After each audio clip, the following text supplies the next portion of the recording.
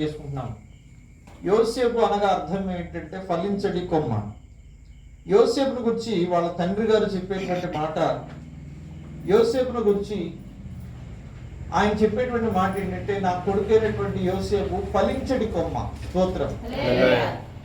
ఒకసారి తన కొడుకులైనటువంటి ఈ 11 మందిని కూడా దగ్గరికి పిలిచి వారితో ఈ విధంగా మాట్లాడుతున్నాడు. ఆయన ఏమని మాట్లాడుతున్నాడంటే, ఆయన కుమారులు ఎలాంటి వాళ్ళు అని దేవుని వాక్యంలో ఉంటే 49 అధ్యాయంలో 4వ వచనంలో ఈ రూబేను గురించి ఒక మాట మాట్లాడటం జరుగుతుంది. నీళ్ల వల్లే నువ్వు సంచలనమై ఉన్నావు, నువ్వు తండ్రి మంచం నెక్కావు, దానిని అపవిత్రపరిచావని రూబేను గురించి రాయబడింది. షిమియోను లేవీని గురించి అయితే నరహంతకులోని రాయబడింది.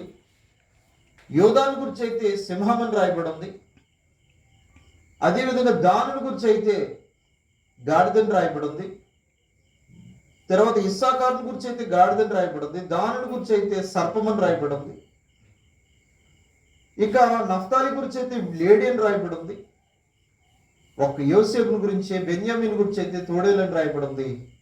ఒక యోసేపుని గురించి మాత్రమే ఫలించడు కొమ్మ అని రాయబడింది. స్తోత్రం. ఒక తండ్రికి 12 మంది కొడుకుల్లో ఏ కొడుకు సరైనోడు కాదని తన తండ్రి చెప్తున్నాడు. ఎందుకొరకంటే పెద్దవాడైన రూబేను మొదలెట్టుకుని చిన్నవాడైనటువంటి బెన్యామీన్ వరకు కూడా ఏ ఒక్కరు కూడా సరైనటువంటి సాక్ష్యం కలిగి లేరు. అందరూ కూడా ఎలాంటి వాళ్ళు అని దేవుని వాక్యం చెప్తుందంటే, ఒకడు వ్యభిచారి, ఒకటి సింహం, ఒకటి గాడిద, ఒకటి సర్పం, ఇంకొకటి తోడేలు. వీళ్ళ మనుషులే కానీ వీళ్ళ స్వభావాలు మాత్రము పశువు స్వభావాలు. చాలాసార్లు ఈనాడు యవనస్తుల జీవితాలు కూడా ఎలా ఉంటుందంటే, పేరుకే వాళ్ళు మనుషులు కానీ వాళ్ళు చేసేటువంటి పనులన్నీ కూడా పశు ప్రాయులు చేసేటువంటి పని. ఎందుచేతనగా ఈనాడు యవనస్తులు బహు జ్ఞానం కలిగిన వారై, అనేక విషయాల్లో వారికి అవగాహన కలిగిన వారై, వారికి ఉన్నటువంటి జ్ఞానాన్ని బట్టి, వారికి ఉన్నటువంటి ఆధిక్యతను బట్టి వారు ఏం చేస్తున్నారంటే మనుషుల్లా ప్రవర్తించకుండా పశువుల్లో ప్రవర్తిస్తున్నారు. ఒకసారి కాకినాడలో జరిగినటువంటి సంభవం, 5 ఏళ్ళటువంటి చిన్నపిల్లని తీసుకెళ్ళిపోయి ఒక యవనస్తుడు పాడు చేసి తుప్పల్లో పాడేసి వెళ్ళిపోయాడు. ఇలాంటి సంఘటనలు ఎన్నో జరుగుతున్నాయి. ఒకసారి మన ఆంధ్రదేశంలోనే రాష్ట్రంలోనే జరిగినటువంటి సంఘటన, ఆమె ఒక డాక్టర్, ఆమె సాయంత్రం వేళ ఆమె క్లినిక్ వెళ్ళి తిరిగి వస్తుండగా టోల్గేట్ దగ్గర అక్కడ అమ్ముకునేటువంటి వాళ్ళు కానీ అక్కడ పనిచేసుకునేటువంటి వాళ్ళు కానీ ఒక 5-6 కలిసి ఆ అమ్మాయిని ఎత్తుకుపోయి ఆ అమ్మాయిని పాడు చేసి చంపేసి ఆ అమ్మాయి మీదకి పెట్రోల్ పోసి తగలబెట్టేసి వెళ్ళిపోయారు. హైదరాబాద్లో జరిగి చాలా కలకలం అయిపోయింది ఆ సంగతి. అసలు వాడు మనుషులేనా అంటే వాడు మనుషులే, కానీ వాళ్ళ స్వభావాలు మాత్రం పశు స్వభావాలు. ఇప్పుడు దేవుని పెట్టలేరా, ఈనాడు యవనస్తులు వారి జీవితాల్లో మేము మంచిగానే ఉంటున్నామని అనుకుంటున్నారే కానీ వాళ్ళ జీవితాల్లో ఇంకా భయంకరమైనటువంటి సర్పాల్లాగా, భయంకరమైనటువంటి తోడేళ్ళలాగా, అంతేకాదు గాడిదల వలె, కొదమ సింహాల వలె ఈనాడు అనేక మంది జీవిస్తూ ఉన్నారు. ఇంకొక గొప్ప సంగతి ఏంటంటే, మరి ఇలాంటి వాళ్ళందరినీ కూడా ఎలా మార్పులోకి తీసుకురావాలనేది మన యొక్క ఉద్దేశం. దేవుడి స్తోత్రం. మనం ఎలా మారగలుగుతాం? మనమేమన్నా పెద్ద గొప్పోళ్ళమా? మనమేమన్నా పెద్ద పవిత్రులమా? మనమేమో పెద్ద మీ నీతిమంతులు అంటే చెప్పుకోవటానికి ఏం లేదు. దేవుని యొక్క మహాకృపను బట్టే దేవుడు మనల్ని నీతిమంతులుగా మార్చాడు. స్తోత్రం. అనేక సార్లు మన జీవితాల్లో దేవుని తెలిసి కూడా పడిపోతాం. అనేక సార్లు మన జీవితాల్లో వాక్యం తెలిసి కూడా పడిపోతాం. అనేక సార్లు మన జీవితాల్లో దేవుడు ఉన్నాడని తెలిసి కూడా పడిపోతాం. కానీ దైవ గ్రంథంలో రాయబడింది, మన అతిక్రమాలు దాచిపెట్టేవాడు వర్ధిల్లడు, వాటిని ఒప్పుకుని విడిచిపెట్టేవాడు కరికరాన్ని పొందుతాడు. దేవునికి స్తోత్రం. మనం అతిక్రమాలు దాచుకునే వాళ్ళంగా ఉండకూడదు. ప్రతి మానవుల్లో కూడా ఏదో బలహీనత ఉంటుంది. మహారాజు అయినటువంటి దావీదు ఎన్నో వేల కీర్తనలు రాసినట్టు పడిపోతాడని ఎవరు అనుకున్నారు? అసలు రాసినటువంటి కీర్తనలన్నీ కూడా 150 కీర్తనలో 70కి పైగా కీర్తనలన్నీ ఆయనయే. మిగతా వాళ్ళందరూ సగం కొంతమంది ఆసాప్ అని, మేకా అని, మోషే అని, మిగతా వాళ్ళందరూ చాలా మంది రాశారు. కానీ సగం కీర్తనలన్నీ కూడా దావీదే రాశాడు. మరి అలాంటి కీర్తనలు రాసినవాడు, ఆత్మ సంబంధమైనటువంటి జ్ఞానం కలిగిన వాడు, అతను సంగీతం వాయిస్తే సౌల్లో ఉన్నటువంటి దయ్యాలు కూడా పారిపోయినాయి. అంతటి గొప్ప ఆత్మీయుడు పడిపోయాడని ఎలా అనుకుంటాం? అంత ఆత్మీయుడు పాపం చేసాడని మనం అనుకోవడానికి ఏమైనా అవకాశం ఉందా? కానీ దావీదు తన జీవితంలో ఒక భయంకరమైనటువంటి పరిస్థితి అతని జీవితంలో. ప్రియదేవుని బిడ్డలారా, ఈనాడు యవనస్తుల కొరకు మనం ప్రార్థన చేయాలి. స్తోత్రం. యవనస్తుల మార్పు కొరకు ప్రార్థన చేయాలి. యవనస్తుల దీవెన కొరకు ప్రార్థన చేయాలి. ఒక దేశానికైనా, ఒక గ్రామానికైనా, ఒక కుటుంబానికైనా యవనస్తులు వాళ్ళు మూల స్తంభాలు లాంటి వాళ్ళు. స్తోత్రం. ఒక దేశం బాగుపడాలంటే యంగ్ పీపుల్ దేవుడి కొరకు పనిచేయాలి. ఒక దేశంలో కానీ, ఒక కుటుంబం కానీ బాగుపడాలి, ఒక కుటుంబానికి బిడ్డలు ఉపయోగపడాలి అంటే యవన కాలంలో వాళ్ళు దేవుడి కొరకు ఉపయోగపడుతూ, అంతేకాకుండా కుటుంబాలు కూడా చేదోడు వాడు ఉండే పరిస్థితులు ఈనాడు కల్పించాలి. దైవ గ్రంథంలో చూస్తే యాకోబుకు ఉన్నటువంటి 12 మంది పిల్లల్లో ఏ ఒక్కడి గురించి సరైన సాక్షి లేదు, కేవలం ఒక యోసేపుని గురించి తప్ప. యోసేపుని గురించి తండ్రి నోట పలికినటువంటి మాట ఏంటంటే, యోసేపు ఫలించడి కొమ్మ. స్తోత్రం. ఒక కొమ్మ ఫలించాలంటే అది నీటి ఊట ఎవరన్నా నాటబడి ఉండాలి. దేవుని స్తోత్రం. ఒక చెట్టు ఫలించాలంటే దానికి నీళ్లు కావాలి, అది చక్కగా ఫలించాలి, నిత్యము అది పచ్చదనంగా ఉండాలంటే దానికి తగ్గ సదుపాయాలన్నీ చేయబడాలి. అప్పుడే అది చక్కగా ఫలిస్తుంది. యోసేపుని గురించి మాట్లాడిన మాట ఏంటంటే, యోసేపు ఫలించడి కొమ్మ. స్తోత్రం. అసలు ఆగిపోయాడు వాడు కాదు. ఖచ్చితంగా యోసేపు జీవితంలో చాలా గొప్ప మెట్లు ఉన్నాయి, చాలా గొప్ప ఆత్మీయ స్థితులు ఉన్నాయి. ఈ రాత్రి వేళ దేవుడు ఇచ్చినటువంటి కృపను బట్టి, సమయానుభవం బట్టి కొన్ని విషయాలు నేను మీకు తెలియజేయాలనుకున్నాను. యోసేపులో ఉన్నటువంటి ప్రత్యేకతలు ఏంటి? అసలు యోసేపును ఫలించడి కొమ్మ అనడానికి గల కారణం ఏంటనేటువంటి విషయాలు ఈ రాత్రి వేళ నేను మీకు జ్ఞాపకం చేస్తాను. సమయానుకూలం బట్టి నేను కొన్ని విషయాలు జ్ఞాపకం చేస్తాను. ప్రభుత్వమైతే మనం ప్రతి వారం కూడా యవనస్తుల మీటింగ్లో ఈ విషయాన్ని మనం జ్ఞాపకం చేద్దాం. దేవుని స్తోత్రం. మొదటి విషయం ఏంటంటే 37వ అధ్యాయము ఆదికాండము 2వ వచనాన్ని మనం చదువుదాం. యాకోబు వంశావళి ఇది. యోసేపు 17 ఏండ్ల వాడై తన సహోదరులతో కూడా మందను మేపుచుండెను. అతడు చిన్నవాడై తన తండ్రి భార్య లేనటువంటి బిల్హా కుమారుల యొద్దను జిల్పా కుమారుల యొద్దను ఉండెను. అప్పుడు యోసేపు వారు చెడుతనమును గురించినటువంటి సమాచారము వారి తండ్రి యొద్దకు తెచ్చిచుండువాడు. జాగ్రత్తగా మీరు వినండి ప్రియమైన దేవుని బిడ్డలారా. యోసేపులో ఉన్నటువంటి ఒక మంచి లక్షణం ఏంటంటే, అతడు 17 ఏండ్ల వాడికి ఉన్నప్పుడే, 17 ఏండ్ల వయసు ఉన్నప్పుడే అతడు మందను మేపడం మొదలుపెట్టాడు. అంటే యవన కాలంలోనే కుటుంబంలో కష్టపడి పనిచేయడం నేర్చుకున్నాడు. ఈనాడు యవనస్తులు కష్టపడి పనిచేసేవారుగా ఉండాలని దేవుని వాక్యం చెప్తుంది.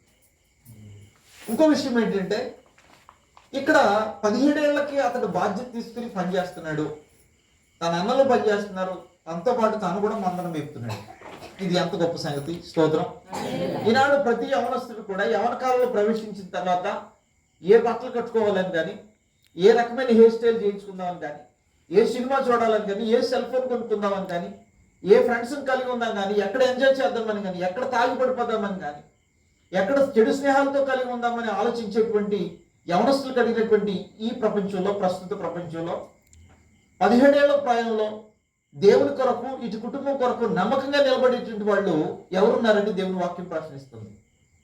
యోసేపు ఫలించిన కొమ్మ అనడానికి బలమైన కారణం ఏంటంటే, అతడు 17 ఏళ్లకే కుటుంబంలో ఒక మంచి బాధ్యతను తీసుకున్నాడు. దేవుని స్తోత్రం. అంటే కుటుంబంలో అతడు సోమరి కాదు, కష్టపడలేనోడు కాదు, బాధ్యత లేనోడు కాదు. అంతేకాదు, తనకి చేతికి ఏ పని వస్తే ఆ పని చేసి కష్టపడడం నేర్చుకున్నాడు. పిఠాపురం సంఘంలో ఎవరు పిల్లలు ఉంటారు, ఇలా నన్ను గిద్యంలాగా ఉంటారు. నేను అనుకునేవాడిని వాళ్ళు ఏ చదువులు చదువుకుంటున్నారో, కాలేజీకి వెళ్తున్నారేమో, లేకపోతే స్కూల్స్కి వెళ్తున్నారేమో. చాలా చిన్న పిల్లలు, ఇంకా చాలా చిన్నోడు ఉంటాడు. ఎందుకంటే ఇంకా చాలా చిన్నోడు, విద్యార్థి కంటే మన విద్యార్థి చాలా చిన్నోడు. ఈ యవనస్తులు అందరూ కూడా ఆదివారం నాడు మధ్యాహ్నం ఆరాధనకు రారు. మధ్యాహ్నం 1 గంట నుండి ఆరాధన అవుతుంది, 4 గంటల వరకు. ఆరాధనకు రారాడు. యవనస్తుల మీటింగ్కి వస్తారు, యవనస్తుల మీటింగ్కి వస్తారు. ఈ ప్రార్థన విడిచిపెడుతుందనగా అప్పుడు వాళ్ళు బైబిల్ పట్టుకుని అక్కడ రావడం జరిగింది. బయట కూర్చుంటారు చాలాసేపు, ఎందుకంటే మధ్యలో వచ్చి డిస్టర్బ్ చేయకూడదని బయట అక్కడ బళ్ళి ఆపే దగ్గర అక్కడే కూర్చుంటారు, బైబిల్ పట్టుకుని అక్కడే నిలబడి వాక్యం వింటూ ఉంటారు. నేను అడిగాను చాలాసార్లు, ఏంటి అవసరాలు మీరు ఇంత లేట్గా వస్తున్నారేంటి, దేవుడు సన్నిధికి అంత లేట్గా రాకూడదు కదా, ప్రార్థన అయిపోయినప్పుడు మీరు వస్తున్నారేంటి, ప్రార్థనకు ముందు ఉండాలి కదా, మరి ఇంత లేట్గా ఎందుకు వస్తున్నారని అడిగితే వాళ్ళు అన్నారు, లేట్ అయిపోయింది అన్నయ్య గారు.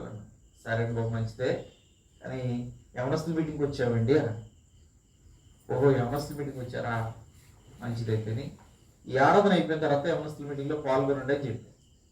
అయితే యవనస్తుల మీటింగ్లో వాళ్ళు క్రమం తప్పకుండా ప్రతి వారం కూడా, ఇప్పుడు ప్రారంభించబడ్డ 2వ సంవత్సరం యవనస్తుల మీటింగ్, ఈ 2 సంవత్సరాలుగా వాళ్ళు ఏనాడు వాళ్ళు ఆబ్సెంట్ అవ్వాలి. తర్వాత కొన్ని దినాలు గడిచిన తర్వాత గత 2 వారాల క్రితం నేను వాళ్ళతో మాట్లాడడం జరిగింది. ప్రార్థన అయిపోయిన తర్వాత యవనస్తులందరి దగ్గరికి వచ్చి ప్రార్థన చేయించుకుంటారు. వాళ్ళందరూ ప్రార్థన చేయించుకునేటప్పుడు నేను వాళ్ళకి ప్రార్థన చేస్తున్నప్పుడు మాట్లాడాను ఒకసారి, అసలు మీరు ఏం చేస్తారు అబ్బాయి, మీరు ఏం చదువుతున్నారు అని అడిగి. ఏం చేస్తారు మీరు చాలా చిన్న పిల్లలు కదా, ఏ స్టడీ చదువుతున్నారు, 10th క్లాస్ చదువుతున్నారా, ఇంటర్మీడియట్ చదువుతున్నారా, అసలు ఏంటయ్యా మీ సంగతి ఏంటి చెప్పండి, చాలా రోజులు మీతో మాట్లాడలేదు, సంవత్సరం అయిపోయింది, ఎన్నడూ కూడా మీరు ఏం చేస్తున్నారో మాకు తెలియదు, మీకోసం ప్రార్థన చేద్దామంటే మీరు ఏం చేస్తున్నారో తెలిస్తే మీకు ప్రార్థన చేయడానికి ఉంటారు కదా, కనుక మీరు ఏం చేస్తున్నారు చెప్పండి బాబు అనగానే వాళ్ళు చెప్పినటువంటి మాట ఏంటంటే, అయ్యా మాకు అందరికీ మాంసాల కొట్లు ఉన్నాయండి అని. ఏ కొట్లు? మాంసం కొట్లు. మాంసం కొట్లు అంటే ఇప్పుడు మనకి మేక మాంసాలు ఉన్నాయి చూసారా, వాళ్ళ మేదర్లు అనమాట. మన చర్చిలో మాంసం కొట్లు కలిగిన వాళ్ళు చాలా మంది ఉన్నారు. అటు ఈ మేదర్లందరూ కూడా మేక మాంసాలు వేస్తారండి. ఎవరికి కూడా ఆదివారం ఖాళీ ఉండదు. రాత్రి శనివారం రాత్రి 2 గంటల నుంచి వాళ్ళకి మేకలు చూపించుకోవటం, డాక్టర్ చూపించుకోవటం, వాటిని వేయటం, మళ్ళీ మాంసాన్ని పెట్టియటం, మళ్ళీ ఎక్కడ పడితే వాళ్ళు ఎక్కడైతే సెంటర్లు ఉన్నాయో అక్కడ పట్టుకెళ్ళి వాళ్ళు అమ్ముకోవటం చేస్తారు. మధ్యాహ్నం ఆరాధన కల్లా వాళ్ళు అవన్నీ ముగించుకుని మధ్యాహ్నం ఆరాధనకు వచ్చేస్తారు. కొంతమంది కుదరదు, వాళ్ళు చాలా దూరాల ప్రాంతాల్లో ఉంటారు. వాళ్ళు ఏం చేస్తారంటే యవనస్తుల మీటింగ్కి వస్తారు, దేవునిస్తారు. ఇటు దేన్ని పోనిచ్చుకోరాళ్ళు, ఇటు ఆ మీటింగ్ పోనిచ్చుకోరు, ఇటు ఈ మీటింగ్ పోనిచ్చుకోరు.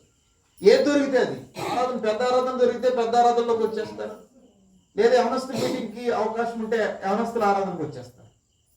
ఇప్పుడు ఆ పరిస్థితుల్లో నేను అడిగాను, ఇప్పుడు మీరు అందరు కూడా యవనస్తులు కదా, చిన్నపిల్లలు కదా, అసలు మీరు కొట్లు పెడుతున్నారా అని అడిగినప్పుడు నాకు డౌట్ వచ్చింది. అసలు అవునండి అన్నయ్య గారు, నేను చిత్రాడు జంక్షన్లో నేను ఉంటానండి అన్నాడు ఒక్కరోడు, చిన్న కుర్రోడు.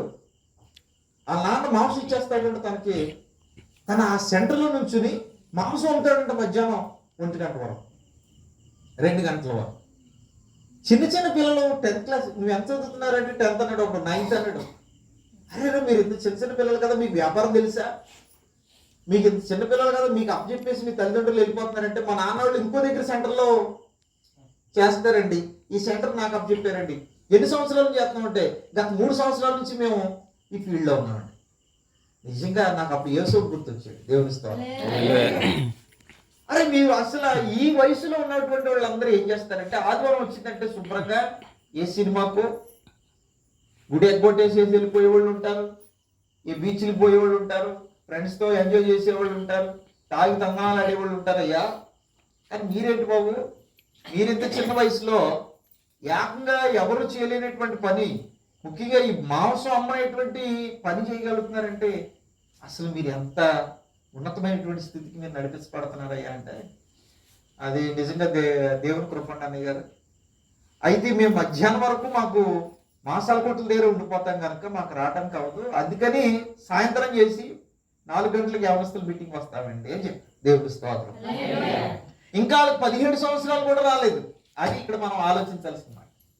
అందులో కొంతమందికి 17 సంవత్సరాలు కూడా రాకమునిపే మాంసం కొట్టుల్లో మాంసం అమ్ముకునేటువంటి బిజినెస్ని తల్లిదండ్రులు వాళ్ళకి అప్పగించారు, వీళ్ళు బాధ్యతగా చేస్తున్నారు.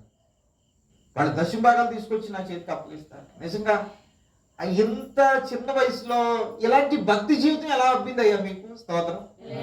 ఇంత కష్టపడేటువంటి మనస్తత్వాలు ఎలా వచ్చింది మీకు? నేను ఇప్పుడు వచ్చి అలాంటి అవసరం చూడలేదే. ఇంకేటెళ్ళ కాలము తల్లిదండ్రులు పనిచేస్తూ ఉంటే బిడ్డలు కూర్చుని తినేటువంటి పరిస్థితుల్లో మనం ఏడుస్తున్నాం. ఇక్కడ కష్టపడేటువంటి తత్వం మన జీవితాల్లో లేదు. విద్యాం బిడ్డల యవనస్తులకి ధైర్యం కొరకు, యవనస్తులు బలపరచు కొరకు మాట చెప్తున్నాను నేను. దేవుని వాక్యం చెప్తున్నటువంటి విషయం ఏంటంటే 17 ఏళ్లకే అతడు ఒక గొప్ప ఉన్నతమైనటువంటి స్థితిలోకి నడిపించబడుతున్నాడు. కష్టపడేటువంటి పరిస్థితుల్లోకి నడిపించబడుతున్నాడు. అంటే యోసేపు ఫలించిన కొమ్మ కాక మరేంటి? దేవుని స్తోత్రం. యోసేపు తన జీవితంలో ఫలించిన కొమ్మ. అలాంటి ఎంతో మంది యవన బిడ్డలు సంఘాల్లో ఉన్నారు. స్తోత్రం. అలా కష్టపడేటువంటి యవన బిడ్డలు చాలా మంది ఉన్నారు. అలా దేవుని పని చేసే వాళ్ళు చాలా మంది ఉన్నారు. వాళ్ళు దేవుని మందిరంలోకి వచ్చి ఒక్కోసారి నిద్రపోతుంటారు. ఇలా నిద్రపోతుంటే నేనేమి అన్నా, అయ్యా బాబు నిద్రపోకుండా అయ్యా 1 గంట వెళ్ళిపోతామంటే, లేదంటే పడుకోలేమండి, పడుకోలేదు. ఎందుకంటే వాళ్ళు రాత్రి 2 గంటల నుంచి మేల్కొని ఉన్నారు. రాత్రి 2 గంటల నుంచి మేల్కొని పొద్దున్నంతా కూడా నిలబడి ఉండి జాగ్రత్తగా మాంసం అమ్మే దగ్గర నేను అడిగాను. నేను వాళ్ళని మాంసం అమ్మే వాళ్ళందరినీ నిలబెట్టి అడిగాను. నేను మీరు కూర్చుని అమ్ముతారా, నుంచుని అమ్ముతారా అని అడిగాను. కూర్చుని అమ్ముతారా, నుంచుని అమ్ముతారా అయ్యా మీరు మాంసం అంటే, వాళ్ళందరూ మేము నుంచునే అమ్ముతామన్నారు. సాయిబులు ఎవరో వాళ్ళే మాత్రమే కూర్చుని అమ్ముతారండి, మేమైతే ఎక్కడికి వెళ్ళా మేము నుంచునే అమ్ముతామని. ఎంతసేపు నుంచోవాలి చెప్పండి? ఇప్పుడు ఈయన వచ్చాడు, కాసేపు ఆయన వస్తాడు. ఇది కొట్టి ఇలా కూర్చోవడానికి అసలు సమయం అంటూనే ఉండదు అక్కడ. వాళ్ళకి పొద్దున పెట్టినటువంటి ఆ మాంసం మధ్యాహ్నం అయినా ఇంకా అవ్వలేదు, ఒకవేళ ఇంకా బేరాలు వస్తాయేమో అని ఎదురు చూడటం, అవన్నీ ముగింపులోకి రావటం, సాయంత్రం అయిపోవటం, మధ్యాహ్నం 2 గంటలకు ఎప్పుడో ముగింపు అయిపోతే మళ్ళా దాన్ని తీసుకొచ్చి ఇంటికి వచ్చి స్నానాలు చేసి సిద్ధపడి బైబిల్ పట్టుకుని దేవుని మందిరానికి వచ్చేవాళ్ళు యోసేపులు కాక ఇంకేంటండి? స్తోత్రం చేస్తారు. అలాంటి వాళ్ళు యోసేపులు కాక, అలాంటి వాళ్ళు ఫలించేడు కొమ్మలు కాక నేను చాలా ఆశ్చర్యపడుతుంటాను. మొదట్లో 80 మందికి పైగా వచ్చినటువంటి వాళ్ళు ఇప్పుడు 50కి దిగిపోయారు. 80 మందికి పైగా వచ్చినటువంటి వాళ్ళు 50కి దిగిపోయారు. నేను అందులో గమనించింది ఏంటంటే, దేవుడు అంటే బహుబాధ్యత కలిగిన వాళ్ళు మాత్రమే నిలబడ్డారు. పుల్లికాయలన్నీ ఎగిరిపోయినాయి అంతే. దేవుని కొరకు నిలబడి కూడా మనకు తెలిసిపోద్ది. మనము పొలాల్లో ఆ గింజలు ఎగరబోసినప్పుడు చెత్తతో, చెదారంతో, గింజలతో పాటుగా మనం చేటలోకి తీసుకుని అది గాలి కొరకే గాలిలో మనము ఎగరవేస్తున్నప్పుడు పొట్టు ఎగిరిపోతా ఉంటది, పుల్లికాయలు మాత్రం కాళ్ళ దగ్గర పడదు. స్తోత్రం. నేను అనుకున్నాను, అబ్బాయి 80 మంది వచ్చారు, 90 మంది వచ్చారు, ఎందుకు స్తోత్రం తండ్రి, వీళ్ళందరూ భక్తులుగా మారిపోతారేమో, వీళ్ళందరూ యోసేపులు అయిపోతారేమో, వీళ్ళందరూ గోహో వచ్చే దినాల్లో ఈ పిఠాపురాన్ని మార్చేస్తారేమో అనుకున్నాను. ముందే పోయినాళ్ళు వాళ్ళు ఉంటే మేము మారిపోతామని. చాలా మంది పోయారు. ఈ రోజు కూడా ఎవరు కనపడతలేదు, ఈ రోజుకి ఎవరు రావట్లేదు. నేను బాగా ఆలోచన చేయగా ఫిల్టర్ చేయగా కేవలం 20 మంది యవ్వన బిడ్డలు నిలబడ్డారు దేవుని కొరకు. స్తోత్రం. దేవుని కొరకు నిలబడ్డ వాళ్ళు అతి తక్కువ మంది అయినా వాళ్ళని బట్టి దేవుడు బలమైనటువంటి కార్యాలు చేస్తారు. అయినాను మీరు చదువుతున్నారయ్యా అని అడిగినప్పుడు చదువుతున్నాను అంటే, ఒక పక్క చదువుకుంటూ ఒక పక్క వ్యాపారం చేసుకుంటూ, వాళ్ళకి వ్యాపారం ఉండేది ఆదివారం, మిగతా రోజులు ఏమన్నా ఖాళీ దొరికితే బుధవారం ఏదో వస్తుంది, ఏదో రోజు ఆ టైంలో వారం 3 రోజులు అయితే వేస్తూ ఉంటారంట. ఆ టైంలో వాళ్ళు ఏం చేస్తారు, ఎప్పుడు వీలు కుదిరితే అప్పుడు స్కూల్ గా లేకపోతే కాలేజీలుగా లేకపోతే వెళ్ళి వాళ్ళ వ్యాపారాల్లో ఉంటారంట. ఆ 14 ఏళ్ళకి 15 ఏళ్ళకి అంత చిన్న వయసులో వాళ్ళకు ఉన్నటువంటి ఆ పట్టుదల, కుటుంబం కొరకు ఉన్నటువంటి వాళ్ళ తాపత్రయం నిజంగా ఎంత గొప్పది. స్తోత్రం. ఈరోజు అలాంటి వాళ్ళని బట్టి మన ప్రభువుని స్తుతించాలి. అటు వాళ్ళకు ఉన్నటువంటి పని వదలట్లేదు, ఇటు వీళ్ళకి దేవుడు ఇచ్చినటువంటి వాక్యాన్ని వదలట్లేదు, సహవాసాన్ని వదలట్లేదు. స్తోత్రం. ప్రియ దేవుని బిడ్డలారా, ఎవరి బిడ్డలు దేవుని కొరకు పనిచేయాలి, ఆ కుటుంబాల్లోనూ పనిచేయాలి. యోసేపు 2 విధాలుగా పనిచేశాడు. దేవుని కొరకు పనిచేశాడు. ఎలా పనిచేశాడంట, వాళ్ళ అన్నలు ఏమైనా చెడు పనులు చేస్తే, వాళ్ళ అన్నలు ఏదన్నా ఒకళ్ళు చెడు కార్యాలు చేస్తే, వాళ్ళు ఏదన్నా చేసినటువంటి తప్పులను, పొరపాట్లను అన్నింటినీ తీసుకెళ్ళి ఎవరికి చెప్తున్నాడు? అంతే. అంటే అతనికి చెడుతనం అంటే ఇష్టం లేదు, చెడుతనం అంటే ఇష్టం లేదు అసలు యోసేపు. ఎవరైనా ఏదైనా అబద్ధాలు ఆడినా, మోసాలు చేసినా, ఒకరినొకరు కొట్టుకున్నా, దూషించుకున్నా వెంటనే ఆ విషయాన్ని తీసుకెళ్లి యాకోబు గారు చెప్తున్నాడు. అంటే అతనికిలో ఉన్నటువంటి మంచి లక్షణం ఏంటంటే, చెడుతనం చేయటానికి అతను ఇష్టపడతలేదు. అతని దగ్గర చెడుతనంలో చోటు లేదంతే. దేవుని స్తోత్రం. అలాంటి ఫలించడు కొమ్మరు కాక మరి ఏంటి? యోసేపుకు సరైనటువంటి పేరు, సరైనటువంటి అతని యొక్క జీవితాన్ని గురించినటువంటి మాట యాకోబు చెప్పడానికి ఇదే కారణం. స్తోత్రం. ఎందుకంటే అతడు కుటుంబ పక్షంగా బాధ్యత తీసుకున్నాడు, కుటుంబ పక్షంగా మందం మేపుతున్నాడు 17 ఏళ్లకు. రెండవది దేవుని పక్షంగా నిలబడి యథార్థంగా నిలబడ్డాడు, నీతిగా నిలబడ్డాడు, పరిశుద్ధంగా నిలబడ్డాడు. అంతేకాకుండా తన అన్నలు చెడుతనాన్ని తీసుకొచ్చి తండ్రి దగ్గర చెప్పడం మొదలు పెట్టాడు. వాళ్ళు అలా ఉంటున్నారు, వాళ్ళు అలా ఉండకూడదు అనేది దేవుడి మనస్తత్వం కలిగిన వాడు. స్తోత్రం. వాళ్ళు పొరపాట్లు చేస్తున్నారు నాన్నగారు, వాళ్ళు పొరపాట్లు చేయకూడదు. వాళ్ళు తప్పులు చేస్తున్నారు, తప్పులు చేయకూడదు. వాళ్ళు చక్కగా ఉండాలి, యథార్థంగా ఉండాలి, మంచిగా ఉండాలి అనేటువంటిది ఆలోచన ఈ యొక్క యోసేపుది. దేవునికి స్తోత్రం. ప్రియదేవుని బిడ్డలారా, ఈ సమయంలో నేను మీకు జ్ఞాపకం చేసేటువంటి విషయం ఏంటంటే, యోసేపు తన జీవితంలో ఈ కార్యమును బట్టి, అతడు చేసినటువంటి ఈ గొప్ప పనిని బట్టి అతనిని తన తండ్రి అవసాన కాలంలో ఫలించడు కొమ్మాన్ని దీవించాడు. స్తోత్రం. ఈరోజు మీ బిడ్డలు కూడా మీ కుటుంబాల్లో ఫలించడు కొమ్మల్లా ఉండాలి. దేవుని వాక్యమైనటువంటి యవన బిడ్డలారా, మీరు కూడా ఫలించడు కొమ్మల్లా ఉండాలి. 2 విషయాలు మనం జ్ఞాపకం చేసుకుంటాం ఈ దినాన్ని. యోసేపు దేవుని ఎదుట నమ్మకంగా ఉన్నాడు, మనుషుల ఎదుట కూడా చాలా పరిశుద్ధంగా జీవించాడు. ఈ 2 లక్షణాలు బట్టి అతడు దేవుని ఎదుట నిలబడి మనుషుల ఎదుట కూడా నిలబడటం చేత యాకోబు తన తండ్రి ఏమని అతన్ని ఆశీర్వదించాడంటే, ఫలించడి కొమ్మ. ఎప్పుడు ఫలిస్తాం, ఎప్పుడు ఫలిస్తాం. మన జీవితంలో ఎప్పుడైతే పరిశుద్ధత ఉంటుందో అప్పుడు మనం ఫలిస్తాం. స్తోత్రం. మన పరిశుద్ధమైన జీవితం చేయడానికి ఎప్పుడైతే ఇష్టపడతామో, చెడుతనాలు మన జీవితాల్లో ఉండవు. ఎవరికి చెడు చేయొద్దు, మనం చెడు చేయొద్దు. ఆ విధంగా మనం బ్రతకగలిగినప్పుడు దేవుడు మన యొక్క సరిహద్దులు విశాలపరుస్తాడు. దాంతోపాటుగా మనం నిత్యము ఫలించే కొమ్మలుగా ఉండడానికి దేవుడు సహాయం చేస్తాడు. ఈ రాత్రి వేళ యోసేపు జీవితంలో మొట్టమొదటి లక్షణాన్ని మనము ఈరోజు నేర్చుకుంటున్నాం. ప్రభు చిత్తమైతే వచ్చే వారంలో మరొక ప్రాముఖ్యమైనటువంటి లక్షణాన్ని మనం నేర్చుకుందాం. ఎందుచేత యోసేపు ఫలించడి కొమ్మగా పిలువబడ్డాడు, ఎందుకు ఫలించడి కొమ్మగా దీవించబడ్డాడు అనేటువంటి భాగంలో ఈ దినాన్ని నేను ఒక్క మాటను జ్ఞాపకం చేశాను. యోసేపు 17 ఏళ్లకి మందను మేపాడు. అన్నలేక చెడుతనాల గురించి తండ్రికి చెప్పాడు. అంటే ఒకటి దేవుని పక్షంగా, ఒకటి మనుషుల పక్షంగా కూడా చాలా యథార్థంగా, కుటుంబ పక్షంగా కూడా నిలబడ్డాడు. ఇలాంటి మంచి నాయకుడిని గురించి మనము జ్ఞాపకం చేసుకోవడానికి, మనం కూడా ఆ విధంగా నడవడానికి ప్రభు ఇచ్చినటువంటి ఈ కృపను బట్టి, దయని బట్టి కూడా ప్రభుకి మనం స్తుతులు చెల్లించుకుంటూ ప్రార్థన చేసుకుందాం. దేవుడి మాటలు దీవించిన గాక. కళ్ళ వంచండి, ప్రార్థన చేద్దాం. అందరి హృదయాల ఫలింపులను తీసుకురండి. నూరంతల ఆశీర్వాదం కలుగు చేయండి. వచ్చే దినాల్లో నీ కొరకు నమ్మకమైన సాక్షులుగా జీవించడానికి కృప చేయండి. నీ మహిమ కార్యాలు జరిగించండి.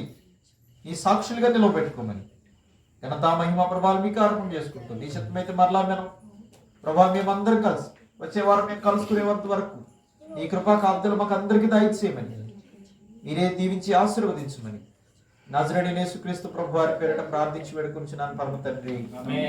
తండ్రి, కుమార, పరిశుద్ధాత్మ దేవుని సహాయము మనకందరికీ సదాకాలము తోడే నడిపించును గాక. ఆమేన్. యేసు రక్తమే జయం, ప్రవేశ రక్తమే జయం. యేసు నామ సంపూర్ణ విజయం. అపవాది క్రియలకు నాశనం కలుగును గాక. ఆమేన్.